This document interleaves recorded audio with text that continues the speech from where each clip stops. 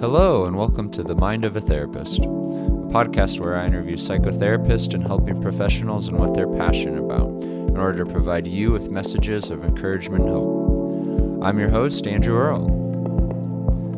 The Mind of a Therapist is sponsored by Psychological Counseling Services, healing hearts and transforming lives. Look into our intensive at pcsearle.com. In today's interview, I interviewed Tisha Shull.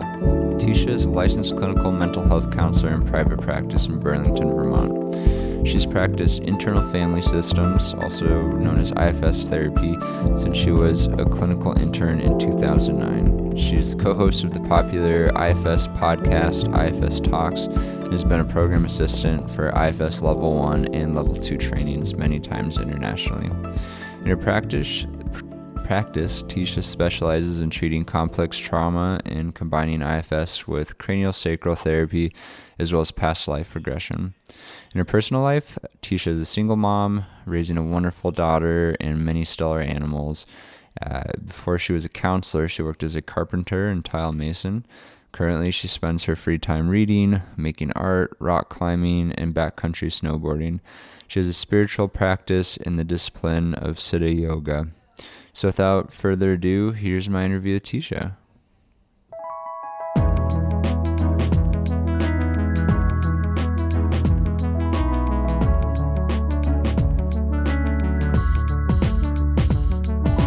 Well, Tisha, welcome to the Mind of a Therapist podcast. Thanks for taking the time to be here. I discovered your work through your own podcast, you and Anaval, IFS Talks.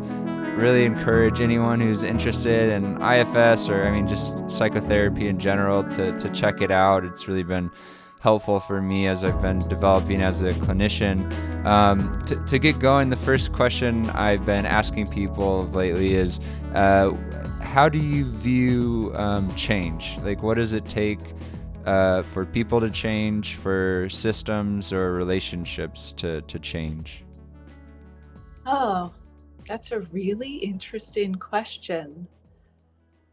And I'm sure you get that response too. What an interesting question. How do I view change? I, I don't really know. I think that for my own perspective, I have a lot of parts that get involved in the process of change. And especially when it comes to therapy, parts that want to be change agents or want to see some sort of progress or change, or looking at the world, there's this sort of kind of like change agent mentality. But I'd like to actually view change as something as like a natural, agendaless, organic process that either happens or doesn't, depending on the flow of the universe. Essentially, the flow of the natural systems, the flow of the family system, the flow of relationships. So change and growth being an outcome of a synthesis of many factors. And evaluating change is so hard because it's so subjective. Sure. Thinking that I'm in a better place now than I was 20 years ago it's up for debate. But I've done a lot of work. Sure. So that subjective process, and you're saying you have parts that really want to affect change as a therapist. Will you speak a bit more about those parts? Yeah, well, I think there's actually, and one of my guests, Einat Bronstein, spoke about this in one of her talks. It's pretty interesting, just the pressure on therapists to promote change within clients. That pressure, which comes from, our graduate school education, which comes from our peer groups, which comes from insurance companies. Like, let's evaluate how people are changing and doing better. And there's an emphasis on us as therapists at actually being the catalyst for that change. When in actuality, I feel like I have a philosophy that, I don't know, has just kind of come naturally out of my own spiritual practice, that feels like I'm really not controlling anything ever. Um, and so, promoting change in someone's life or existence, that feels like it would be a hard and impossible task. But in the same regard, I do feel that is inherently the role of the therapist or counselor, right? To Mm. help people get better and evolve. And I guess what that looks like for me, especially from an IFS lens, is to shift people more towards a sense of self-acceptance in the present moment. So the change would be, instead of getting to a point where you've got everything buttoned down and figured out, and you eat right every day and exercise the right amount and have perfect relationships. It's more that um, you're beginning to accept the faulted, flawed humanness of existence. Mm. Oh, that's an important message for me. I often, I have this part of me that, focuses on, I'm really into health and wellness, and so the diet, the exercise piece, all of these, but yeah, I think slowing down and having acceptance for my all of my parts and compassion for all of my parts is so key. And I think that part can be a protector at times and kind of get in the way of me slowing down and really being in tune with all of the parts of me that are present in a moment. Right. Yeah. Yeah. How does that part work to protect you? Yeah, I think it developed growing up. There was yeah, I think I just go into busyness at times and just keep on moving from one thing to the next, or focus on achievement. And yeah, I think it's protective for me.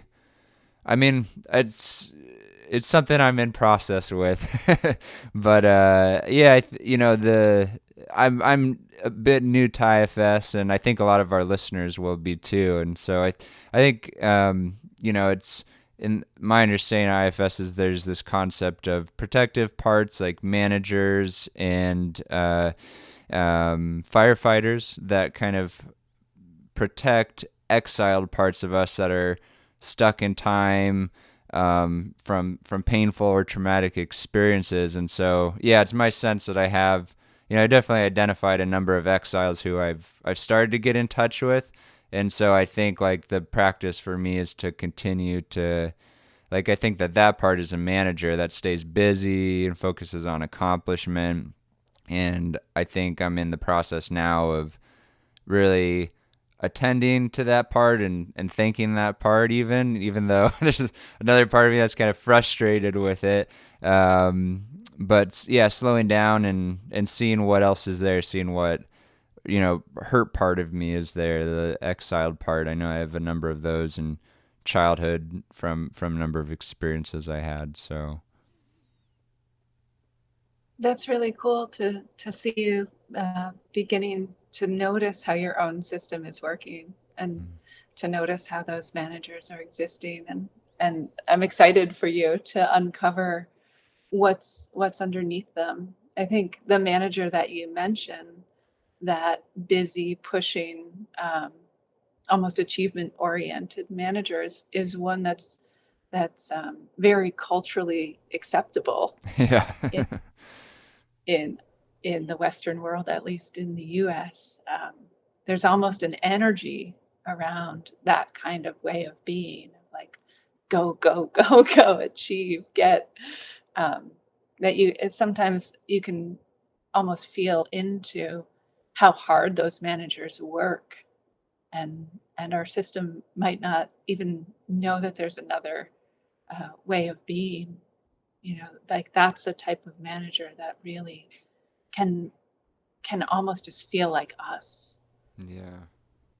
Yeah. Absolutely. And I'm wondering at this point, I've done one other podcast where I talked a bit with David Rickman about IFS, but I think some of our listeners may have some familiarity with IFS. Some may not. Will you give our listeners just a bit of an overview of IFS? So funny as you ask that question. There's a part of me that comes in that's like, I don't know anything about IFS. I can't talk about it. That's my blanking out teaching part. Uh-huh. So I think the basis of IFS that we can all relate to is that we all have parts, and people may feel like that's odd. But if you think about like when you've been in traffic behind the wheel and you get impatient and you get angry and it might even turn to road ragey, that's a part of you that comes in. It's not all of you all the time. So the foundation of IFS is that we all have multiplicity. And the really interesting thing about applying that concept of multiplicity to psychology is that things that we have formerly pathologized in the psychological realm, like depression, anxiety, eating disorder, addiction, we look at as really important parts of ourselves that have a role, that have a purpose, that have a function, that have a history, a story, a voice, and a validity. And so what IFS and what the model is doing, there's other models that are doing it as well, but IFS has looked at these formerly pathologized symptoms that would show up in the counseling setting, and they can be really extreme, severe addiction, even schizophrenic, psychotic symptoms. And we orient to them, and we help our clients orient to these parts from a place that we call self. And instead of trying to get rid of anxiety, depression, etc., we get into a state of interest in those places that gives us an opportunity to get to know them, to get to know their backstory, to get to know what underpins them. And then there's a pretty specific method in IFS to go to those places that might be burdened or wounded underneath the anxiety, and heal. And a lot of those places really just need authentic witnessing to be healed, to be unburdened, to be seen. So, for example, if you have an anxiety that's showing up, like very common one is fear of public speaking, and we were to get to know that part of you from self energy, from curiosity, from compassion. Like, let's get to know what's this part worried about? What's it afraid of? What's its job? It's generally protective. Those parts have protective roles. And then we could ask that part, when did you first come into Andrew's life? When did you first come into Tisha's life? Could you show us a little bit about what was going on when you came in to protect? And the part will generally show a vivid memory. Sometimes it's not so vivid, but it's really fascinating to walk back with these parts and hear their stories. And then quite often, once they're understood and there's a relationship inside with them, they really back off and they back down. So even a public speaking fear that seems like it would never release, it feels safer just within the self, within the system of the individual. Yeah. So for someone who is brand new to IFS, that might sound a little strange. Like I'm talking to this part of me and it's going to tell me what it's protecting. Curious what your you're saying your experience has been like when people are talking to those parts, they generally kind of let their guard down and relax a bit. Do you find that these parts almost have like like a specific narrative that they'll tell us when we ask them? Is it more of like a visual memory that they'll kind of show us, or all of the above, or what is that interface? I mean, what's it look like for you? What's it Yeah, look like for your clients? yeah. Well, it can be very different for everyone, which is one of the things that makes it pretty fascinating being an IFS therapist. It's like you get to know everyone's different internal universe. But there's common parts that we all have. And so one that's coming up as you ask me that question for myself is like my inner critic. And I think I have a few different versions of inner critics. Um, but if I were to, and there's some IFS therapist, I think it's Chris Burns, who used to run a critic camp where you could go and work Wow. with your inner critics, in a big group with everyone. We Yeah. all just get to know our critics and talk, because some of the, we all have some form of them, I think. Yeah. And some of them can be quite nasty. Yeah. But like to talk to my own critic, I have to get enough space from it to let it feel that I'm interested in it, to get enough space from it to um, trust me enough to actually let me know what it's protecting or why it's protecting. So my one of my critics is tries to motivate me by shaming me, by putting me down.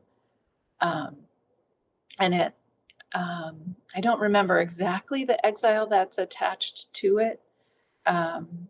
But I think it probably felt like maybe a young elementary school girl who felt like she needed to keep up. And this critic kind of came in, a little bit of a voice of my mom, um, to push me to stay up late, to do my homework, to uh, criticize me into working hard enough to fit in, to achieve. Yeah. Yeah. And Um, yeah. Go you ahead. were saying it was important for you to get some space from that critic. What did that process look like for you? Yeah. Well, could I demonstrate with one of your parts? Would you be open Sure. to work with one of your parts a little bit? What's a part that comes to mind? I mean, similar to you, I have a few critics as well, and yeah, one of the critics for me that's most prominent is a critic around my intellect, and um, yeah, it shows up in a number of spheres in my life, but the story is that I'm not smart enough, not intelligent enough. I can't remember as well as other people. So it has this voice, it sounds like, that says certain things to you. Yeah. Yeah. So would you be open to getting to know it a little bit right now? Yeah, for sure. Okay. And if it's helpful, you can kind of go inside and close your eyes and get to know it from that place. Or yeah. So see if you can just take a look at how this critic exists in you. It might be this voice, it might be an energy or feeling in the body too. See, I bet Andrew. You cut out there, Tisha. I didn't hear the last thing you said. Sorry. Yeah, see if you can begin to describe it once you have a Oh, sense. yeah. I mean, the sensation is kind of like a warmness in my cheeks, and I've labeled it as shame in the past. Mm, Um, And yeah, it's this, yeah, there's something that's wrong with me. I'm not, you know, smart enough. That's kind of its voice. Do you feel like you're in touch with it a little bit right now? Yeah, I think so. And how do you feel towards it in this moment as you're hearing that voice and feeling the sensation in your cheeks? I think that there's a, level of frustration towards it because, I just want to be like normal if there is such a thing. And it's, yeah, it's like definitely limited me, and at various points in my life. So, So we heard from another part of you just now.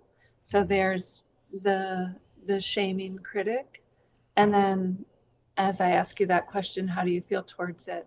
The frustration with it comes in. And the frustration with it makes so much sense. Yeah. So see if the frustration is willing to give you a little bit of space right now to get to know this shaming critic a little bit better.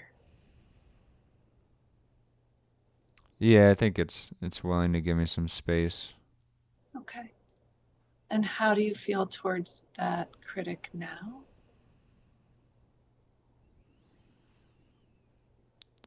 I think I have a bit more um understanding for it. And from that place, would it be okay to find out a little bit more about it? Yeah. Okay. So go ahead and ask this critic, if you can, what its job is, what it's trying to do for you by showing up in this way to critique your intellect.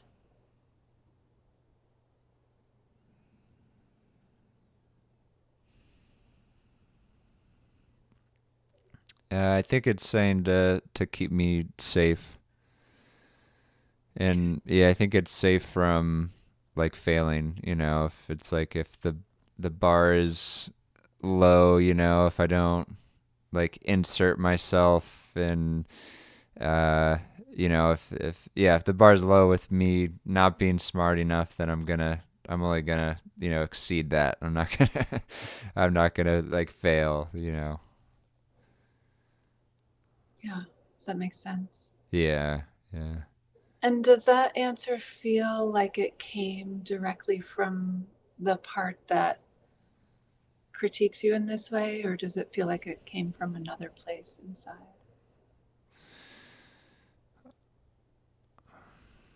I think that might have come from another place. Yeah. Yeah. Yes. Maybe like the the thinking Yeah, about. Yeah. that is another part I've identified as well. Is this thinking part that, yeah, intellectual, and I think that those parts are related. From what I've identified, is that intellectual part is, um, in response to this shame part because it's trying to compensate, and I think that's a protector as well. That makes sense, huh? Yeah. Yeah. And would the thinking part be willing to give you some room to actually hear the voice of the critic itself?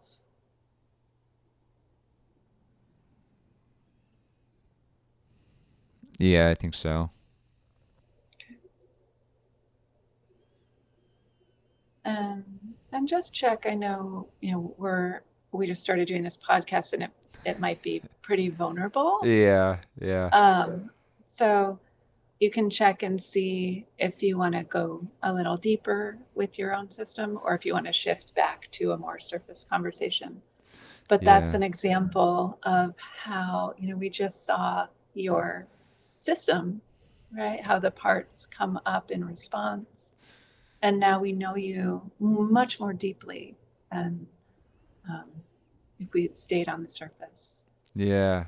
Yeah, I think I definitely it's comfortable because it's not like a live, scream or anything. And so, if Right. I really was uncomfortable with something, I know I could edit it out. But yeah, I feel pretty comfortable. Like, I think for me, something that's been counter to that shame part has been like being honest in public with people. And so I don't have too much trepidation about people hearing, those parts of me and my story. And so, yeah, it's helpful.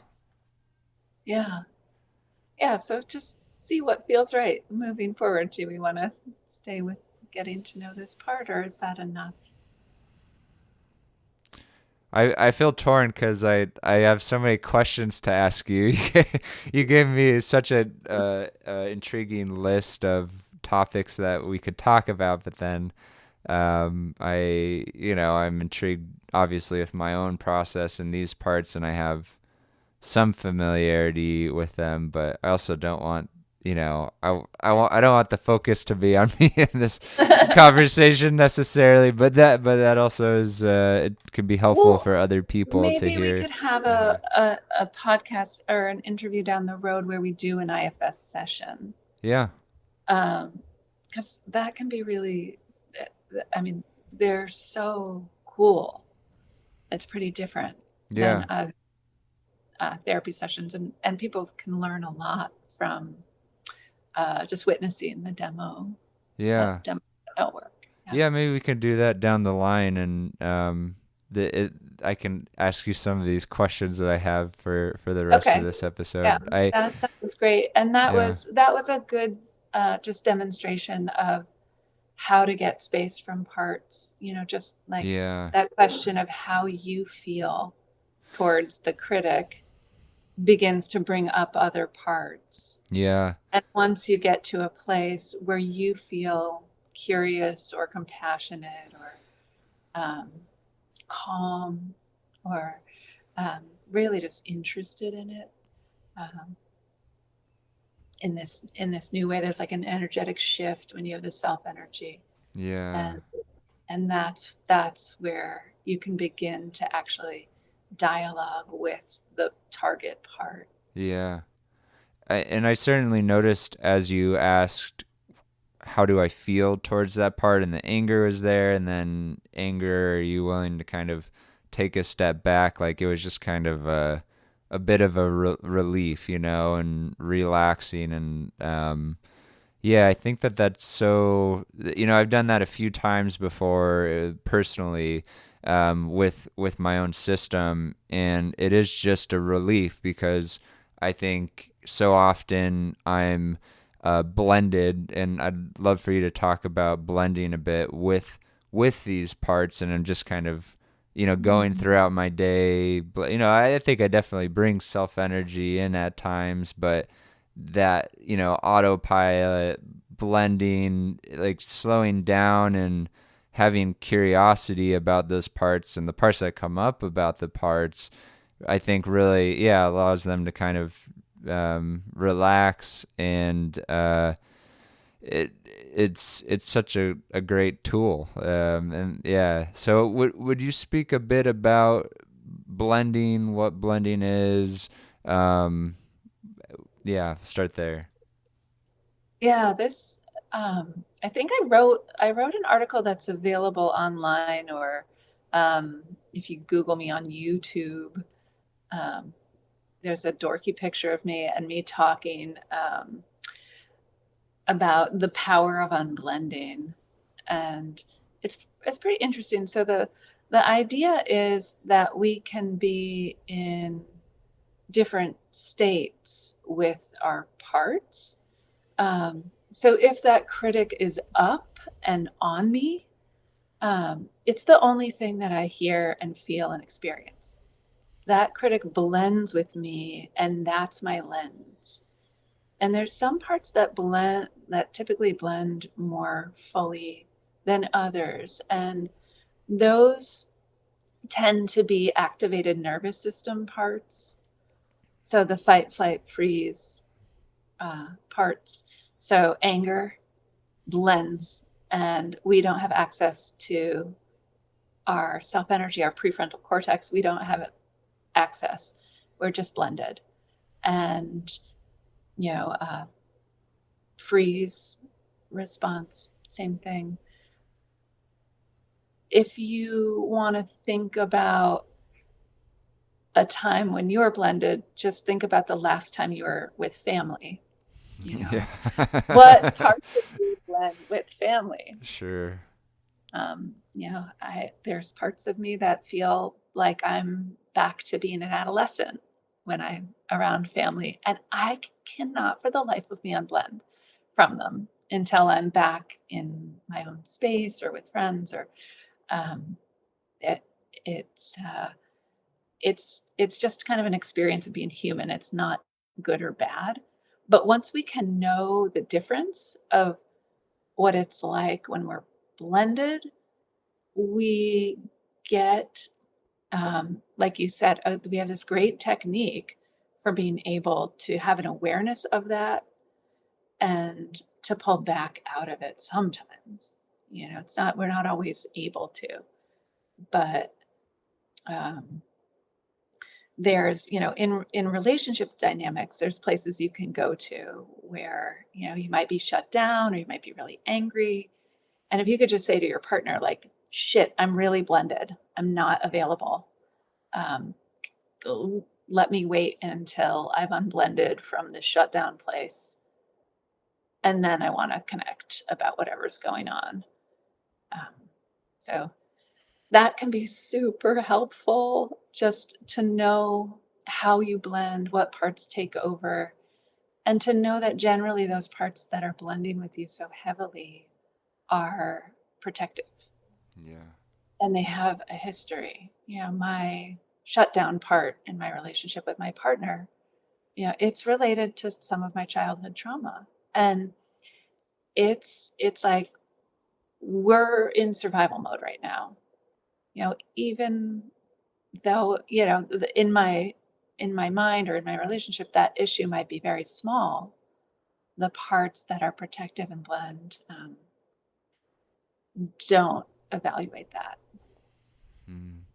Yeah, I know Dick Schwartz talks about that U-turn he makes when he's in conflict with his wife, and that's been so helpful for me and my wife. Okay, I'm feeling blended, flooded in that, fight or flight state, and the relational dynamic, it's not going anywhere positive if we stay in this rut here. So that taking that step back and then tuning in with what's going on for me. And Terry Real talks about, for men, our job is often to get in touch with our softer emotions and lead from that soft, vulnerable place, because we're more familiar, socialized with, the more assertive side, aggressive side even. And so that's been so helpful for me in my relationship with my wife, is when we get into that conflict spiral, to say, okay, let's take a U-turn, let's come back in, half an hour, and then we come back and we can lead more vulnerably, generally, not always at that point, and reconnect. So yeah, that's such a helpful concept. Yeah, when you're pointing the finger, turn it around. The bio U-turn. That's good. Yeah. So you talked about you wrote down nature being something you might be interested in talking about, and I've connected so much with the natural world, and so I was curious to hear more about what nature's been like for you. Aw, yeah. I mean, I think we all have parts of ourselves that need deep connection with nature, to feel more of our self energy. And finding time for that, making space with that, setting intention for that time. Like, some people don't feel safe in nature, and if you're in a city for many years, but I guess there's different ways to get in touch with nature. Yeah, I have like some sort of internal driver that just wants to bring people out for days on end to the river, the woods, or the rocks, or the mountains. Um, we do a sort of in the unburdening process with IFS, once we've identified a trauma and really witnessed it and done any sort of work that the trauma wants to have done. If we need to go in and redo the scene or hold our child self, whatever we need to do, get them out of there. After that process happens, we imagine um, using one of the elements of nature to unburden what we've been carrying, the weight that we've been carrying. And so nature's so forgiving and transformative and healing. And yeah, so just I think I wrote that down. I don't remember what I was thinking of at the time that I wrote nature in my notes, but just that there's in my own system and everyone's just a reverence and a need to keep it intact and healthy. Yeah, that's certainly been my experience. I've done a lot of backpacking and spent hundreds of nights out in the woods, and it's just for me it's a sense of like coming home when I'm in the woods, it's just I just relax, I get into that ventral place and just you talked about how self energy can really come out when we're in nature. Would you say a little bit more about, and we're approaching the end, and so I'll ask you this question and then I'll ask you the final question I asked our guest, but will you say just a little bit about self energy, what self energy is and why it would come out in nature? Yeah. Yeah, well, I'm no expert on it. And there's many different views of what self is, but my sense is that beyond all the parts, there resides a place in us that has always has been there, that has an energy of love and depth of connection, like the ability to heal, like almost to just a silent, powerful, gentle witness that's been with us, with our soul, or maybe it is our soul. And for me, I spent a lot of time pursuing spiritual practice to achieve the self, almost like to reach it. But when you're working with IFS and you ask the parts to step back, you actually just feel it. And what it most often feels like for me is really profound connection with myself and with other people, connection that doesn't have the shadow of self-consciousness or the worry about what did I say. It's just we're here and we're together and we belong. So IFS really places an importance on self, and everyone has one, and it connects to the higher self, and nature is sort of the physical embodiment of the higher self on the planet, in the universe. Yeah. Well, that's so nice. I could keep talking to you for I think a couple hours, Tisha. You at the beginning of the interview, you said I don't have anything to say, or I couldn't talk for 40, or you said 40 minutes is all someone needs to hear, for something like that. And I think you could talk for hours and hours. I would be engaged. Before I ask the last question, would you let the listeners know where they can get in contact with you? Are you providing any services? Where would be a helpful place to direct people if they're interested in what you're saying? Yeah, I have a crummy website and I have a Gmail account. So it's my first name and last name at Gmail. I have parts that are the worst responders to email, that feel no pressure to respond to email. I think those are Um, good parts. yeah, yeah, I'm trying to assert that they're important too, as much as the managers that need to get things done. Um, but yeah, so first name, last name at Gmail. And I am hoping in the future to do some mentorship programs, to do some retreats, incorporating some dance and movement therapy, incorporating some past life regression work into IFS. So just offering an actual physical place to connect more with people. Yeah. Oh, that's great. And I'll include all of that in the show notes. And also I'll include that YouTube video you were referencing earlier, where you talk about blending. If you want me to, Yeah. I don't have No, to. it's pretty helpful. Okay. It's actually, it can give people a lot of insight about blending and unblending. Great. And how helpful it is.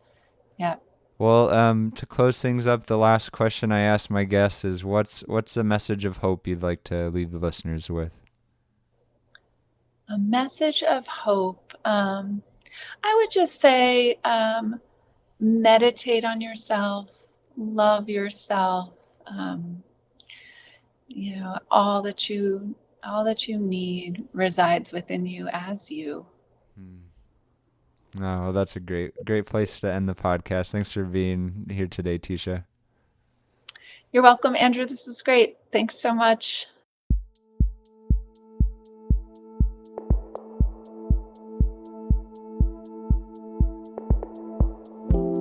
Please press the subscribe button, as well as rating and reviewing our podcast.